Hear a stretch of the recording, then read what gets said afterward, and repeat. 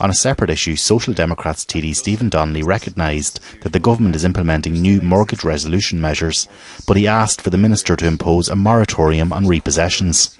It does sound like progress is being made. It would be very useful to have timelines against these things. I'm sure you're being contacted. I'm being contacted from people all over Wicklow and indeed from around the country saying we know that there are big changes afoot, we know that ambitious targets and changes have been put into the programme for government, but I'm in court on Monday, what should I do? Or I'm in court in 2 months' time, will these things be in place for me?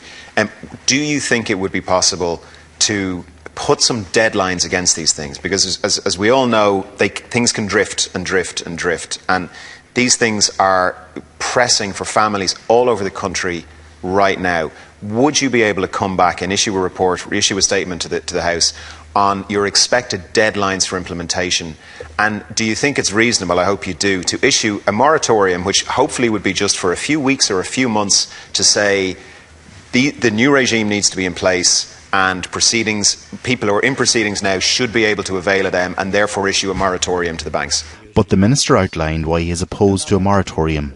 There's no one pressing it, but to announce a formal moratorium would, in my view, be quite risky for the mortgage market, because the basis of mortgage lending is that money is given to somebody to acquire a home, but it's on the basis of the home being the collateral. And if you remove collateral out of the system, and if the lender, on theory and under law, can no longer acquire the collateral, well then there'll be no lending, and there'll certainly be no new lending. It'll just dry up. Okay. So while the clear signal to the courts has been, policy is to keep people in their own homes, if one were to formalise the position, there are risks. Not